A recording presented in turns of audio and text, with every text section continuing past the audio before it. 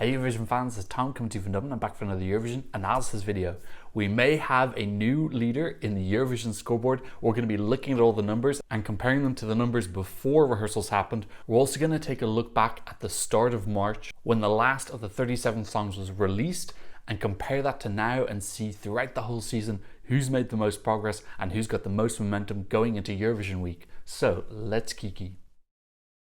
So if you don't know Eurovision Scoreboard, it is an app that you can download where you can rank all your favorite songs from the year, and then all of everyone's votes are culminated and added together. It's not a perfect system. You can vote for your own country. It's a certain demographic who tends to vote in it, but it is the largest fan poll and you can get some pretty fun and interesting information from it. So at the point of doing this video, I'm taking the stats from Saturday, May 6th at around 11 p.m. Not 11 p.m., 11 a.m. At this point in time, there's 46,136 people voting. Lots of new points coming in. Who did they go to? Okay, so first of all, let's just go to the actual leaderboard and see who's leading. We still have Lorraine in first place, but I am guessing that by the time this video is published or very soon after, Garia will have overtaken her. Yeah, I showed you before that this percentage lead that she had over him was decreasing. It's now 0.1%, so He's very gradually overtaken it. Now, the really shocking thing about this is we know that in previous videos I've shown that there is a tendency for Eurovision fans to enjoy female songs and female pop songs in particular more than the general public. So the fact that we have a rock, rap, metal song that turns into like a hyperpop schlager as the number one is totally mind-blowing to me. You know, if you'd said to me last year, Tom, a song with any rap in it whatsoever is going to be number one in the Eurovision Scoreboard, I would have said no effing way. That is crazy. It's really, really, really shocking. And for me, this is a real testament to how great an appeal this has. I always say that any song that's really, really good in its genre will transcend boundaries. Måneskin were able to do that as well. So the fact that Garia is going to take the lead is really, really, really impressive. And it also makes the competition more exciting. I saw a lot of people who were kind of dismayed on Twitter and whatnot saying, this is already a done deal, let's just coronate Lorraine, there's no point in even holding the competition, etc., which is crazy. We never know what's going to happen. This is good. It's good that we have at least two and more. It looks like Lazara's thrown her hat in as well. There's still a possibility for another person to come with lots of momentum. So look, it's going to be exciting. Whether you're a Lorraine or Garia stan, you should be happy that we're going to be getting a great competition. Let's go into the pure amount of points gained since my last video. So no surprise here that the winner is Garia, gaining almost 40,000 points. Second place, France. Great, huge momentum for them, 32,611. So that I think is going to be just down to her slowly building popularity. She's really popular in the community. She's got a great, fierce personality. And then obviously her rehearsal picks coming out have been really, really dazzling. So a lot of people just feeling the buzz for her now. Quite a distance back in third place, we have Austria. 24th place, Israel, 21,000 gained. Her rehearsal was really, really well received. And that ranking that I show on the left at 11th, she's actually moved up 2 places now to 9th, so she's back into the top 10. And then down in 7th place we have Sweden, so she's only gained 13,000 since my last video. So she started so high because her Melody Festival staging was so stunning. I think now people are kind of like upping it. They're also bringing their big staging game, and because of that they're closing the gap. So she's still super popular, it's just the gap is being closed with the rest of the field. Okay, Spain in 8th, Slovenia 9th, and UK 10th. So that wraps up the top 10. Let's look at some countries whose points gain was higher than expected. So we see Australia in 14th in terms of points gained, and Belgium in 15th. So they're going to start moving up the rankings now because they're gaining more than the people around them on the scoreboard. You also see Poland 31st in the rankings but 20th in terms of points gained, and because of that they've moved up to 30th place. And in terms of losers, let's look at the bottom of the board. We see Czechia here 29th in terms of points gained. Now they did take quite a big hit during the pre-parties. A lot of people not really feeling the vibe and the energy in terms of what they presented. Their staging pictures have looked really excellent, so I'm hoping that things will turn around and they'll actually start gaining momentum again. And if we look at the bottom 5, so not too surprising, the 35th, 36th and 37th song are in the bottom 5, but the second bottom song gaining only 558 points since last time is Georgia. That is crazy. So new people into the app, and Georgia has only gained 558. So obviously they've gained more, but they've also lost a lot. So the net gain is only 558. That's crazy. I don't get why the momentum for this is so like, whoa, because she did the pre-parties. I thought her vocals sounded good. She didn't do anything wrong or anything. I don't know what's happening. The only thing I can think of is just this thing I'm talking about in terms of overlap between different genres in the Eurovision Scoreboard, and obviously she is a female pop song, and it may just be that the other female pop songs have done more. So people like Lazara, Taya and Selena, Lorraine, people are just like enjoying them more now. So it's not that necessary that Iru's doing anything wrong. It's more just that of the female pop ladies, she's just losing out a little bit. And then in last place in terms of points gained, they only gained 241 points. That is Netherlands. So they were in 19th place, and because of that, they've moved down to 20th. So yeah, only 241 points gained. You know, we know all the issues that's been going on. So yeah, a lot of people just kind of leaving them for other songs. So those are the biggest prizes and points gained. Now let's go to a different column. In this column, we're imagining that all the points are one pie, and we're looking at what percentage of the pie does each country have. So just like, do you have 10%, do you have 5%, do you have 1% of the pie? How much of the pie do you own? And we're looking at how much that's changed since my last video. So let's go to the winners. And the winner this time is not Finland, it is France. So France has gained half a percentage point. Now that doesn't sound like a lot, but when you keep in mind that there are almost 3 million points available, half a percentage actually starts to become a big deal. So yeah, she's the biggest gainer right now. She's got so much momentum. She's moved to third in the odds right now. Has she moved even further? Can she stop moving for 1 second? I always have to take photos of the odds because the amount of times I record it and then I come back to the odds later and they've just completely changed. Oh, she's down to 6.5 now. Again, I love this. I really love how competitive this is getting now between the three of them. I love that she's got this dark horse energy, particularly because her postcard was her on a dark horse. I feel like that was a slight, I don't think that was an accident. I think they know exactly what they were doing there. And I love that they had that self-awareness to go, we're going to be the dark horse in the night. Absolutely brilliant.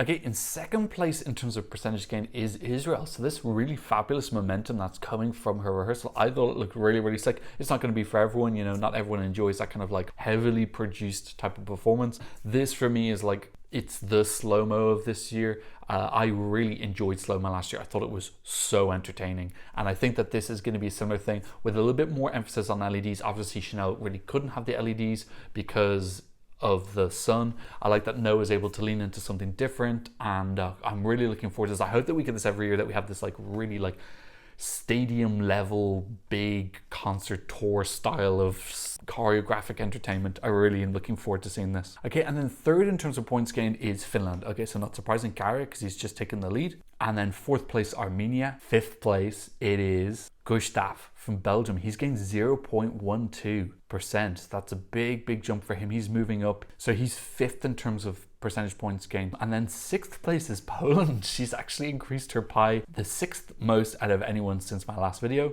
These are actually all countries that had, well, not like excellent rehearsals, but they had like, it seems like the rehearsals were pretty well received. Switzerland actually in seventh. That's surprising as well. I think a lot of people enjoying his pre-party performances. His vocals are very strong. Eighth place, Australia. Ninth place, Austria, and then 10th place, Cyprus. So yeah, I would largely say that those 10 are all people who had very interesting rehearsals or something that kind of like pulled people towards them. Yeah, let's go down to the bottom three. And again, we see that Norway has lost 0.25%. So they're in 35th in terms of their share of the points has decreased. Same for Czechia, almost double that, who are in 36th, and triple Norway's loss is Sweden, losing 0.7.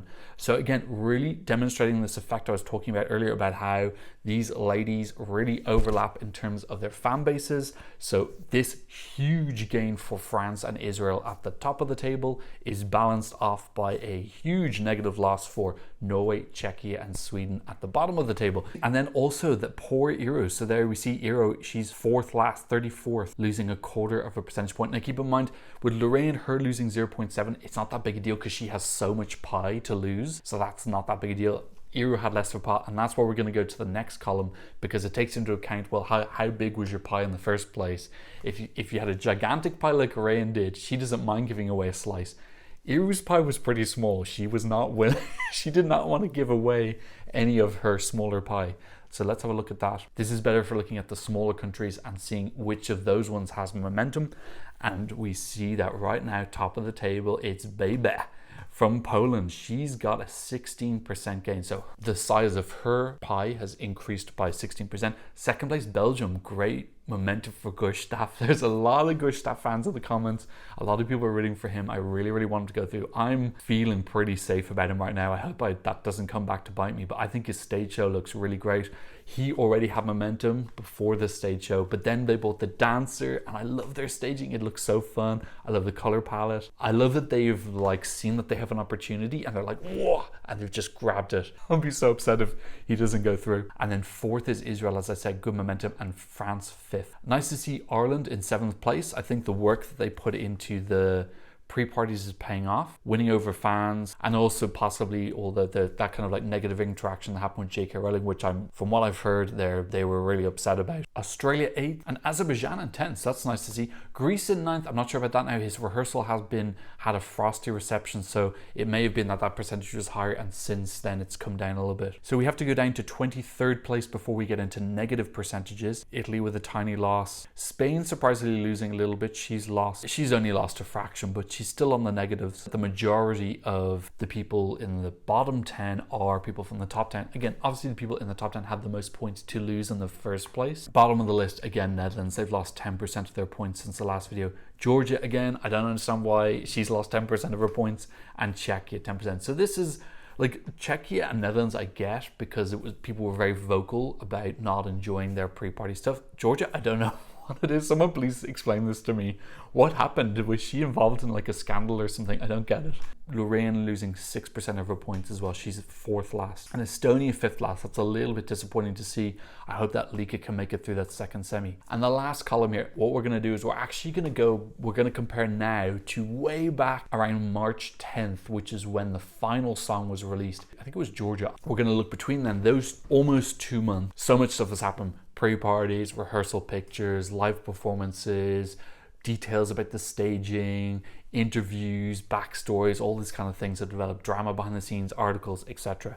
Who has made the most points between then and now? The answer is Lazara from France. She's got the biggest upwards trajectory of anyone. She's gained almost 1 percentage point. Things started 2 months ago. So now make that of what you will. Obviously this is the Eurovision bubble. People outside the Eurovision bubble may not care, but within the bubble she has got the biggest gain in the last 2 months. Yeah, so good for her. I hope that she can convert that. Second place, Armenia, really got a great trajectory for her as well.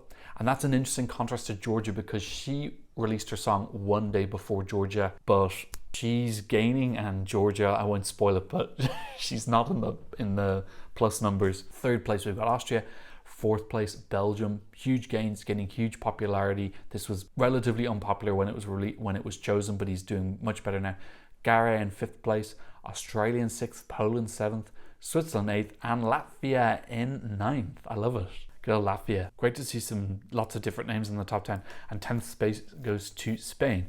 Any kind of surprises there? Not really. We actually have to go quite far down until we get to the negatives. We have to go to the 28th person before we get negatives. So what that is implying is that actually there's a majority of people who are gaining points, and that's at the expense of a small amount of people. And you'll understand that now why in a second. Let's look at the bottom 5. So since March, Luke Black has lost almost 1/3%. So he has, I'm not sure why that is. I think possibly his pre-party performances, because they're a little bit, he does it quite casually in like a fun, playful way, which I really enjoy. But yeah, I suppose if you don't know that backstory, you might think he's not taking it too seriously, or I'm not sure why, but I still love him, so it doesn't matter.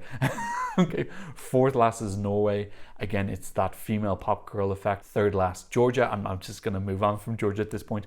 Czechia, second last, minus 1.4%, and then last place, almost 2% lost, is Lorraine.